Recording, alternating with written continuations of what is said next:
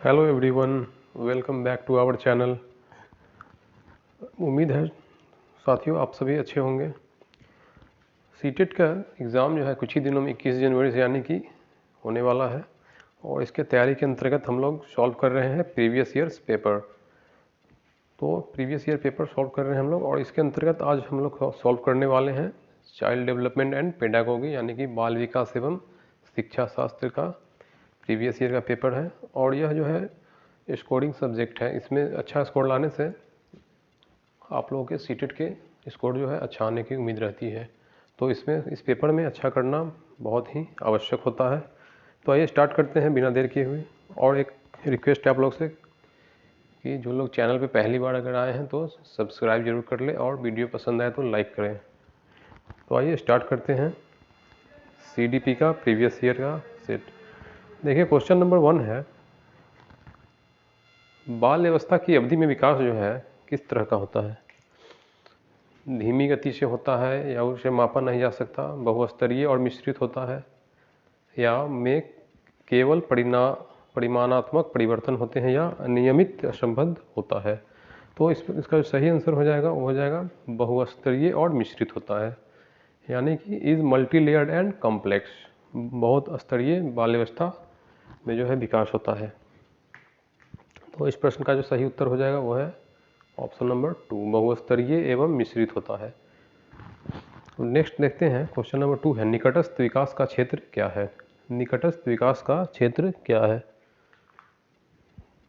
तो इसका जो सही जवाब होगा वो है ऑप्शन नंबर 1, बच्चों के वर्तमान स्तर पर स्वतंत्र प्रदर्शन और वयस्क व अधिक कौशल वाले समकक्षों की सहायता से बच्चे द्वारा उपार्जित किए जाने वाले प्रदर्शन के मध्य का क्षेत्र है। ऑप्शन नंबर 1 इसका सही उत्तर हो जाएगा। नेक्स्ट देखते हैं क्वेश्चन नंबर 3 है, जीन पियाजे के अनुसार बच्चे अमूर्त संक्रियात्मक अवस्था में क्या हो जाएगा, परिकल्पित निगमनात्मक तर्क और प्रत्ययुक्ति चिंतन करने में समर्थ है।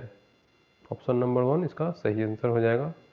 जीन पियाजे कहाँ के वैज्ञानिक थे? आप लोग को कुछ लोग को पता ही होगा, ऐसे मैं बता दूं कि जीन पियाजे जो थे वो एक स्विट्जरलैंड के मनोवैज्ञानिक थे और यह प्रश्न भी एग्जाम में आने की उम्मीद हो सकती है। तो आइए नेक्स्ट देखते हैं क्वेश्चन नंबर 4, लॉरेंस कोलबर्ग की मॉडल डेवलपमेंट यानी कि नैतिक विकास के सिद्धांत के अनुसार व्यक्ति किस अवस्था में जब वह विश्वास करता है कि वर्तमान सामाजिक प्रणाली को सक्रियतापूर्वक बनाए रखने में धनात्मक मानवीय संबंध और सामाजिक वर्ग सुरक्षित रहता है? तो इसका जो सही आंसर हो जाएगा वो हो जाएगा सामाजिक क्रम व्यवस्था अधिनियम, सामाजिक क्रम व्यवस्था अभिविन्यास। और लॉरेंस कोलबर्ग का जहाँ भी क्वेश्चन आया फ्रेंड्स, वो नैतिक यानी कि मॉडल डेवलपमेंट से जुड़ा हुआ रहता है। आइए नेक्स्ट देखते हैं क्वेश्चन नंबर 5, हावर्ड गार्डनर के बहुबुद्धि सिद्धांत के अनुसार निम्नलिखित में से कौन सा जोड़ा बुद्धि के प्रकार और अंत स्थिति अनुपालन संभावना के अनुसार सही है? तो उसमें पूछा गया है बेसिकली कि हावर्ड गार्डनर जो थे मनोवैज्ञानिक, उनके अनुसार बहुबुद्धि के सिद्धांत जो था उनका, उसके अनुसार निम्नलिखित में से कौन सा जोड़ा बुद्धि के प्रकार और अंत स्थिति अनुपालन संभावना के अनुसार सही है? कौन सा इसमें सही है पूछा गया है। तो देखिए ऑप्शन नंबर जो है इसका हो जाएगा 4 जो है ये सही है। सटीक जवाब इसका हो जाएगा ऑप्शन नंबर 4, शारीरिक गति संवेदना खिलाड़ी का।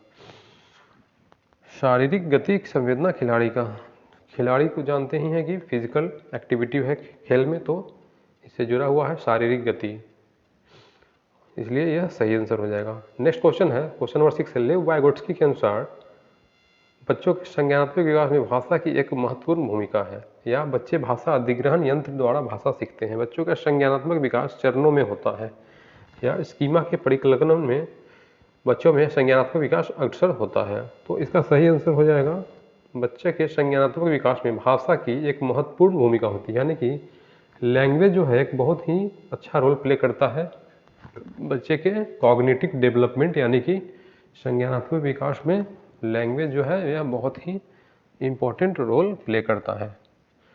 अब देखते हैं क्वेश्चन नंबर 7 है, एक प्रगतिशील कक्षा में शिक्षण अधिगम प्रक्रिया के दौरान अधिगमकर्ताओं का मूल्यांकन। फिर से एक बार क्वेश्चन रिपीट कर देता हूँ। एक प्रगतिशील कक्षा में शिक्षण अधिगम प्रक्रिया के दौरान अधिगमकर्ताओं का मूल्यांकन, इसका क्या हो जाएगा सही आंसर? तो इसका देखते हैं, ऑप्शन पहले देख ले सभी। देखिए सबसे सटीक जवाब जो है वो हो जाएगा ऑप्शन नंबर 4, बेहद महत्वपूर्ण है, क्योंकि यह बच्चों की समझ की जानकारी देता है और अध्यापिका को अपने शिक्षा शास्त्र पर विचारने में सहायक होता है।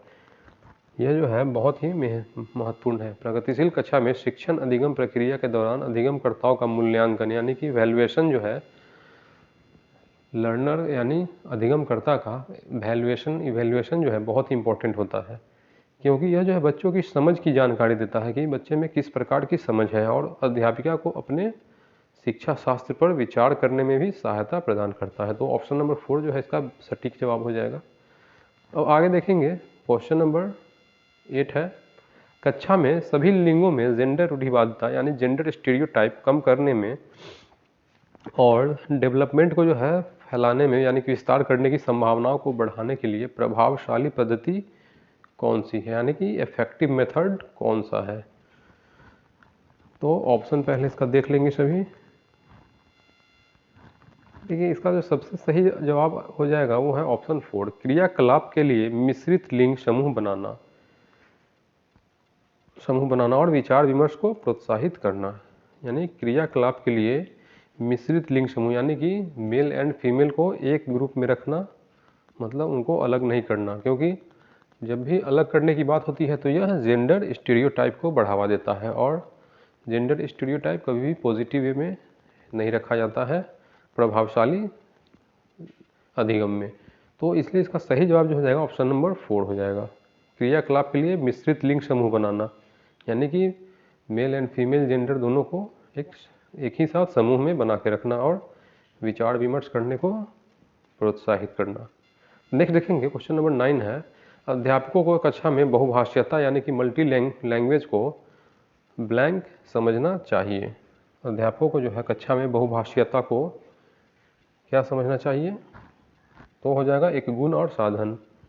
यह जो है मल्टी लैंग्वेज जो है यानी कि बहुभाषिता जो है एक गुण और साधन के रूप में अध्यापकों को देखना चाहिए, क्योंकि अलग अलग छात्र जो है अलग अलग लैंग्वेज के जानकारी को धारण किए हुए हो सकते हैं, तो बहुभाषीयता को एक गुण और साधन के रूप में देखा जाना चाहिए।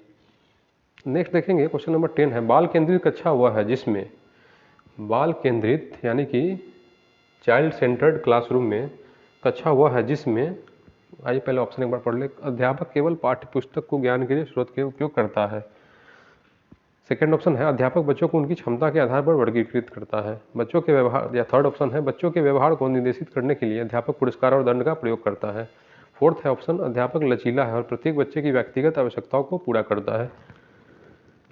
तो इसका जो सही आंसर हो जाएगा फ्रेंड्स वो है ऑप्शन नंबर 4, यह सबसे सटीक जवाब लग रहा है। देखिए अध्यापक जो है लचीला है और प्रत्येक बच्चे की व्यक्तिगत आवश्यकताओं को जो है पूरा करता है। वह टीचर शुड बी फ्लेक्सिबल, अध्यापक को लचीलापन शो करना चाहिए, फ्लेक्सिबिलिटी शो करना चाहिए क्लास में, और प्रत्येक बच्चे को व्यक्तिगत आवश्यकताओं को पूरा करना चाहिए। तो इसका जो सही ऑप्शन होगा ऑप्शन नंबर 4 हो जाएगा। अब नेक्स्ट देखेंगे, क्वेश्चन नंबर 11 है, किस मनोवैज्ञानिक के अनुसार बच्चों के संज्ञानात्मक विकास में सांस्कृतिक उपकरण एक महत्वपूर्ण भूमिका निभाते हैं? यानी कि कौन से ऐसे मनोवैज्ञानिक थे उनके अनुसार बच्चों के संज्ञानात्मक विकास में सांस्कृतिक उपकरण जो है एक बहुत ही महत्वपूर्ण भूमिका निभाता है? तो इसका सही जवाब जो हो जाएगा लेव वाइगोट्स्की। एक ट्रिक बता दूं आप लोगों को फ्रेंड्स कि जहाँ भी सामाजिक एवं सांस्कृतिक यानी कि सोशल एवं मोरल वर्ड्स रहे, ये दोनों वर्ड जो है हमेशा लेव वाइगोट्स्की थे मनोवैज्ञानिक, उनके साथ जुड़ा हुआ है। लेव वाइगोट्स्की जो थे मनोवैज्ञानिक, उनके साथ ही हमेशा सांस्कृतिक एवं सामाजिक वर्ड जुड़ा रहता है। तो जब भी इस तरह का क्वेश्चन आया तो आप लोग 100% श्योरिटी के साथ लेव वाइगोट्स्की ही आंसर कीजिएगा, लेव वाइगोट्स्की को ही आंसर में रखिएगा अपना। तो यहाँ पे लेव वाइगोट्स्की सही आंसर हो जाएगा। अगला देखेंगे, क्वेश्चन नंबर 12 है, आंशिक दृष्टि वाले विद्यार्थियों के लिए निम्नलिखित में से कौन सी अधिगम सामग्री उपयुक्त नहीं है? आंशिक दृष्टि से वाले जो विद्यार्थी के लिए जो है निम्नलिखित में से कौन सी अधिगम सामग्री उपयुक्त नहीं है। देखिए ऑप्शंस देख लेते हैं। बड़े आकार के मुद्रित पुस्तकें, त्रिविमीय नक्शे और चार्ट, बोलती पुस्तकें, स्पर्शीय सूचना पट और छोटी मुद्रा वाली कार्यशीट। छोटी मुद्रा वाली कार्यशीट। तो इसका जो सही आंसर होगा ऑप्शन नंबर 4 हो जाएगा, छोटी मुद्रा वाली कार्यशीट। यह जो है उपयुक्त नहीं है, यानी कि छोटा साइज का जो बुक हो या कार्यशीट हो वह अधिगम सामग्री के लिए उपयुक्त नहीं है, क्योंकि जिनका दृष्टि जो है थोड़ा कमज़ोर है उनके लिए बड़ा आकार का पुस्तक जो है वो ज़्यादा अच्छा अधिगम सामग्री साबित हो सकता है, न कि छोटा मुद्रा वाली पुस्तक। क्योंकि जिनके आँख की रोशनी कम होते हैं, जिन अधिगमकर्ताओं यानी कि जिन बच्चों के विद्यार्थियों के, उनको बड़े आकार की पुस्तक चाहिए ताकि वो साफ साफ चित्रों को और अक्षरों को देख पाएँ। तो यहाँ पे छोटी मुद्रा का कार्यशीट जो है सही अधिगम सामग्री नहीं है, उपयुक्त नहीं है। तो 4th ऑप्शन सही होगा यहाँ। नेक्स्ट देखेंगे, समावेशी शिक्षा के पीछे अंतर्हित विचार है। समावेशी शिक्षा के पीछे अंतर विचार है, यानी कि इंक्लूसिव एजुकेशन जो है इसके पीछे कौन सा अंतर विचार है।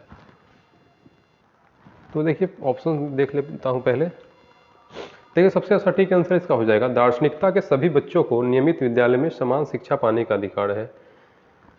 यानी कि सभी बच्चों को जो है नियमित विद्यालय में समान शिक्षा पाने का अधिकार है। सभी बच्चे को समान शिक्षा पाने का अधिकार है, यह सटीक आंसर हो जाएगा यहाँ। अब आगे देखेंगे 14 नंबर है, प्रतिभाशाली और सृजनात्मक बच्चों की आवश्यकताओं को किस प्रकार संबोधित किया जा सकता है। प्रतिभाशाली और सृजनात्मक बच्चों को आवश्यकताओं को जो है किस प्रकार संबोधित किया जा सकता है। तो हो जाएगा, चुनौतीपूर्ण कार्य और निरस्ता दूर करने के लिए क्रियाकलाप देकर। चुनौतीपूर्ण कार्य यानी कि उनको जो है चैलेंजिंग टास्क देना और उनको जो है रुचि प्रदान करना, यानी कि निरस्ता को उनका दूर करके क्रियाकलाप उस तरह का देना चाहिए ताकि उनका निरस्ता जो है दूर हो।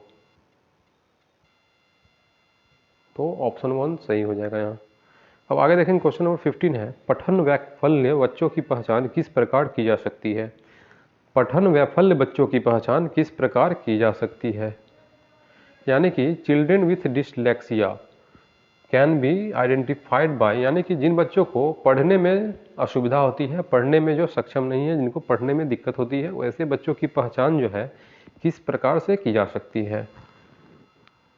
तो सही आंसर हो जाएगा इसका ऑप्शन 3, उनके पढ़ने और लिखने की कौशलता के विश्लेषण से। उनके पढ़ने की कौशलता के विश्लेषण करने के बाद ही उनके पहचान कर सकते हैं। नेक्स्ट है क्वेश्चन नंबर 16, प्रतिकूल परिस्थितियों और वांछित पृष्ठभूमि वाले अधिगमकर्ताओं को संबोधित करने के लिए निम्नलिखित में से कौन सी पद्धति प्रभावशाली नहीं है। यानी कि प्रतिकूल परिस्थिति एंड वंचित पृष्ठभूमि वाले अधिगमकर्ताओं को संबोधित करने के लिए निम्नलिखित में से कौन सी पद्धति प्रभावशाली नहीं है। तो यहाँ पे देखिए ऑप्शन देख लेता हूँ पहले। देखिए इसका ऑप्शन नंबर 2 जो है सही हो जाएगा, अधिगमकर्ताओं को विद्यालय के बाहर ट्यूशन पढ़ने के लिए कहना, जिससे कि अध्यापक को उन पर अधिक ध्यान न देना पड़े। तो यह जो है प्रभावशाली पद्धति नहीं होगा, इसे पूछा गया नहीं। तो आइए पहले सब ऑप्शन बता दें। अधिगमकर्ताओं से बातचीत करके उनकी आवश्यकताओं और उनके सम्मुख आई चुनौतियों को समझना, यह तो सही है। यहाँ पर प्रभावशाली नहीं पूछा गया है। तो देखिए अधिगमकर्ताओं को विद्यालय के बाहर ट्यूशन पढ़ने के लिए कहना, यह जो है प्रभावशाली पद्धति नहीं है, क्योंकि बच्चे जो आए हैं अधिगम करने उनको क्लासरूम यानी कि विद्यालय कक्षा में ही उनकी समस्याओं को दूर करना और उन्हें सही मार्गदर्शन करना ही एक अध्यापक का सही जिम्मेदारी होता है। तो यहाँ पर प्रभावशाली पद्धति नहीं पूछा गया है, तो ऑप्शन नंबर 2 सही हो जाएगा, क्योंकि अधिगमकर्ताओं को विद्यालय के बाहर ट्यूशन पढ़ने के लिए कहना, जिससे कि अध्यापक उन पर अधिक ध्यान न देना पड़े, ये जो है कभी भी सही नहीं हो सकता है। तो यहाँ पर प्रभावशाली नहीं पूछा गया है, इसलिए सेकेंड ऑप्शन सही है। अब नेक्स्ट देखते हैं 17 नंबर, बच्चों के अधिगम में शारीरिक स्वास्थ्य और सामवेगिक अवस्था ब्लैंक क्या हो जाएगा यहाँ का कोई प्रभाव नहीं होता है, ये तो नहीं होगा। का एक महत्वपूर्ण भूमिका है, का कोई आपसी संबंध नहीं है, कि भूमिका नगण्य है। तो यहाँ पर जो है सबसे सटीक जवाब होगा ऑप्शन नंबर 2, क्योंकि अधिगम, बच्चों के अधिगम में जो है शारीरिक स्वास्थ्य, उनका जो फिजिकल हेल्थ है और सामयिक अवस्था, कॉग्निटिव सिचुएशन जो है उनका, emotional situation, physical and emotional health यानी कि जो है बहुत ही इंपॉर्टेंट रोल प्ले करता है, इसलिए का एक बहुत ही महत्वपूर्ण भूमिका हो जाएगा। तो ऑप्शन नंबर सेकेंड जो है यहाँ सही है, इसका जो है बहुत महत्वपूर्ण भूमिका है। नेक्स्ट देखेंगे क्वेश्चन नंबर 18 है, कक्षा में अर्थपूर्ण अधिगम को प्रोत्साहित करने के लिए अध्यापिका को, कक्षा में जो है अर्थपूर्ण मीनिंगफुल यानी कि लर्निंग को प्रोत्साहित करने के लिए अध्यापिका को क्या करना चाहिए। देखिए हम ब्लैंक में देना है, विद्यार्थियों की सहायता करनी चाहिए कि वे मनोभाव और अभिप्रेरणों को सुव्यवस्थित कर पाएँ। तो ऑप्शन 1 जो है, जो मैंने पढ़ा भी, वही सबसे सटीक जवाब इसका हो जाएगा। विद्यार्थियों को सहायता जो है करना चाहिए, अध्यापिका को विद्यार्थियों की सहायता करनी चाहिए ताकि वे अपने मनोभावों और अभिप्रेरणों को सुव्यवस्थित कर पाएँ। अब देखेंगे क्वेश्चन नंबर 19, अधिगम एक ब्लैंक, क्या हो जाएगा यहाँ, अधिगम जो है एक जटिल और सक्रिय प्रक्रिया है। अधिगम जो है एक जटिल और सक्रिय प्रक्रिया है, यानी कि learning is a complex and active process. Learning क्या है, कॉम्प्लेक्स और एक्टिव यानी कि सक्रिय प्रक्रिया है। तो ऑप्शन नंबर 1 सही हो जाएगा। नेक्स्ट देखेंगे क्वेश्चन नंबर 20 है, अपनी कक्षा में अर्थपूर्ण अधिगम को सुसाध्य बनाने के लिए अध्यापिका को अपनी कक्षा में सामाजिक, सांस्कृतिक, धार्मिक, भाषाई विविधता को ब्लैंक, क्या हो जाएगा यहाँ, समझना चाहिए। अपनी कक्षा में अर्थपूर्ण अधिगम मीनिंगफुल लर्निंग को सुसाध्य बनाने के लिए अध्यापिका को अपनी कक्षा में सामाजिक, सांस्कृतिक, धार्मिक, भाषाई विविधता को समझना चाहिए। क्या हो जाएगा, समझना चाहिए, सबसे सटीक आंसर होगा समझना चाहिए उसे। नेक्स्ट है कक्षा में 21 नंबर है, कक्षा में प्रभावशाली अधिगम के लिए ब्लैंक, क्या हो जाएगा यहाँ, सहयोगिक वातावरण की रचना करनी चाहिए बजाय कि प्रतिस्पर्धिक वातावरण के। सहयोगिक वातावरण की रचना करनी चाहिए बजाय कि प्रतिस्पर्धिक। तो ऑप्शन 1 सटीक जवाब होगा इसका 21 का। नेक्स्ट देखेंगे अब 22 नंबर है, निम्नलिखित में से कौन सा उदाहरण जो है विद्यार्थियों को अधिगम के लिए अभिप्रेरित करने के लिए प्रभावशाली पद्धति है। तो देखते हैं प्रभावशाली पद्धति कौन इसमें है, ऑप्शन देख लेते हैं। देखिए सबसे सटीक जो हो जाएगा ऑप्शन नंबर 1, पार उपलब्ध कराना, विशेषकर जब विद्यार्थी कोई नया कौशल सीख रहे हों। पार उपलब्ध कराना यानी कि विशेष कर जब जो है विद्यार्थी कोई नया कौशल सीख रहे हों। Providing scaffolding specially when students learn a new skill. पार को एस्केप फोल्डिंग भी कहते हैं। ऑप्शन नंबर 1 सही हो जाएगा यहाँ। नेक्स्ट देखेंगे बच्चों के चिंतन के विषय में निम्नलिखित में से कौन सा कथन सही नहीं है। बच्चों का जो चिंतन है इसके विषय में निम्नलिखित में से कौन सा कथन सही नहीं है। तो हो जाएगा यहाँ, बच्चे जो है प्रत्ययों को स्वयं नहीं सोच सकते और अध्यापक की मूल भूमिका उन्हें जानकारी उपलब्ध कराना है। अध्यापक का कर्तव्य क्या है कि उनको जानकारी उपलब्ध कराना। तो सेकेंड ऑप्शन सही होगा यहाँ। क्वेश्चन नंबर 24 देखेंगे, बच्चों का विद्यालय में असफल होना जो है क्या साबित करता है। 24 नंबर को देखते हैं, ऑप्शन देख लेते हैं पहले क्या क्या है। तो यहाँ पे जो है सेकेंड नंबर सही आंसर होगा। निर्दिष्ट करता है बच्चों का जो है विद्यालय में अनसक्सेसफुल यानी कि असफल होना जो है निर्दिष्ट करता है कि इन बच्चों की, 24 का ऑप्शन 2 ही सही होगा। निर्दिष्ट करता है कि विद्यालय इन बच्चों की आवश्यकताओं और रुचियों की पूर्ति करने में समर्थ नहीं है। निर्दिष्ट करता है कि विद्यालय जो है इन बच्चों की आवश्यकताओं और रुचियों की पूर्ति करने में समर्थ नहीं है। अब नेक्स्ट देखेंगे 25 नंबर, समूह में एक दूसरे को पढ़ाने और सहायता करने से, समूह में जो है ग्रुप में जो है एक दूसरे को पढ़ाने और सहायता करने से क्या होगा, यानी कि ग्रुप लर्निंग जो है एक दूसरे को पढ़ाने से इसमें और सहायता करने से क्या हो जाएगा। ऑप्शन देख लें। देखिए यहाँ जो है बच्चे स्वयं की चिंतन प्रक्रिया पर आक्षेप कर सकते हैं और संज्ञानात्मक क्रियाकलाप के उच्च स्तर पर पहुँच भी सकते हैं। तो ऑप्शन नंबर 1 सही जवाब हो जाएगा यहाँ।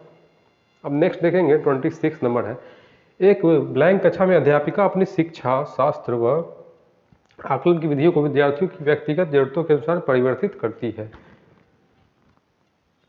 तो यहाँ पर जो है एक प्रगतिशील कक्षा, यहाँ पे एक प्रगतिशील कक्षा में जो है अध्यापिका अपनी शिक्षा शास्त्र व आकलन की विधियों को विद्यार्थियों की व्यक्तिगत जरूरतों के अनुसार परिवर्तित करती हैं। प्रोग्रेसिव क्लास में जो है अध्यापिका जो है अपनी कक्षा को, अपनी शिक्षा शास्त्र यानी कि पेडागॉजी, शिक्षा शास्त्र एवं आकलन असेसमेंट की विधियों को जो है विद्यार्थियों की व्यक्तिगत ज़रूरतों के अनुसार परिवर्तित करती है। यानी कि सभी विद्यार्थियों का ज़रूरत अलग अलग होता है, तो उसी के अनुसार जो है अध्यापिका को जो है उसको चेंजिंग करना चाहिए, यानी परिवर्तन लाना चाहिए। तो यहाँ पर ऑप्शन नंबर 2 जो है प्रगतिशील यानी कि प्रोग्रेसिव सही जवाब हो जाएगा। अब नेक्स्ट देखेंगे 27 नंबर, विकास के विषय में निम्नलिखित में से कौन सा कथन सही है। विकास यानी कि डेवलपमेंट के संदर्भ में जो है कौन सा विषय कथन सही है यहाँ। तो इसमें देखिए सही जवाब हो जाएगा ऑप्शन 1 ही सही है। बच्चों के विकास में जो है बहुत सी सांस्कृतिक विविधताएं होती हैं। बच्चे को जो विकास होता है तो बहुत सी सांस्कृतिक यानी कि मोरल जो है विविधताएं होती है, मोरल डिफरेंसेस बहुत सारे होते हैं। नेक्स्ट देखेंगे 28 नंबर है, निम्नलिखित में से मध्य बाल अवस्था की अवधि का मुख्य प्रमाण चिन्ह कौन सा है। यहाँ पूछा गया है मध्य बाल अवस्था की अवधि का मुख्य प्रमाण चिन्ह कौन सा है। तो यहाँ हो जाएगा तर्कसंगत विचार का विकास जो कि प्राकृतिक रूप से मूर्त है। तर्कसंगत विचार यानी रीजनेबल थॉट्स का विकास जो है प्राकृतिक रूप से मूर्त है। अब नेक्स्ट है 29 नंबर, बच्चों के सामाजिकरण में, सोशलाइजेशन में बच्चों का जो सामाजिकरण है इसमें विद्यालय जो है कौन सा कारक है। तो विद्यालय जो है द्वितीय कारक होता है। कभी भी जो है विद्यालय जो है द्वितीय कारक होता है। तो आप लोगों के दिमाग में सवाल आएगा कि पहला कारक प्राथमिक कारक कौन सा है। तो प्राथमिक कारक जो होता है वो साथियों परिवार होता है। किसी भी बच्चे के सामाजिकरण में प्राथमिक कारण जो है वो क्या होता है, एक परिवार होता है। और यहाँ पर जो है द्वितीय कारक पूछा गया है, तो द्वितीय कारक हो जाएगा विद्यालय। विद्यालय जो है कौन सा कारक है पूछा गया है एक्चुअली। तो विद्यालय जो है कौन सा कारक है, यह द्वितीय कारक है। बच्चों के सोशलाइजिंग में यानी कि सामाजिकरण में विद्यालय जो है कौन सा कारक है, द्वितीय कारक है। तो ऑप्शन 4 सही हो जाएगा यहाँ। अब लास्ट बट नॉट लिस्ट सबसे अंतिम सवाल है यहाँ पर CDP का, यह सबसे अंतिम सवाल है 30वां नंबर है, निम्नलिखित में से किस मनोवैज्ञानिक ने प्रस्तावित किया है कि बच्चों का चिंतन जो है गुणात्मक रूप से वयस्कों की अपेक्षा अलग होता है। यह कौन से मनोवैज्ञानिक ने प्रस्तावित किया था कि बच्चों का चिंतन जो है, थिंकिंग जो है यानी कि गुणात्मक रूप से वयस्कों की अपेक्षा अलग होता है। तो ये किन्होंने कहा था, तो ये कहे थे जीन पियाजे ने, जिन्होंने कॉग्निटिव डेवलपमेंट का थ्योरी दिया था। जीन पियाजे जो स्विट्जरलैंड के वैज्ञानिक थे, इन्होंने कॉग्निटिव डेवलपमेंट का जो थ्योरी किया था और इन्होंने ही कहा था कि बच्चों का चिंतन जो है गुणात्मक रूप से वयस्कों की अपेक्षा अलग होता है। गुणात्मक रूप से जो है वयस्कों की अपेक्षा अलग होता है बच्चों का चिंतन। तो जीन पियाजे ने कहा था ये। तो ये था फ्रेंड्स आज का हम लोग का इम्पोर्टेंट CDP का सेट। इससे जो है आप लोग को ये एग्ज़ाम जो होने वाला है सीटेट का 21 जनवरी का, इसमें बहुत ही हेल्प मिलने वाला है आप लोग को। उम्मीद है आप लोगों ने इसे बहुत ही ध्यान से देखा होगा। तो मिलते हैं फिर से अपने अगले वीडियो में। जिन्होंने भी चैनल को सब्सक्राइब नहीं किया है सब्सक्राइब कृपया कर लें और लाइक करना भी ना भूलें। तो फिर से मिलते हैं अपने अगले वीडियो में। Thanks for watching. जय हिंद।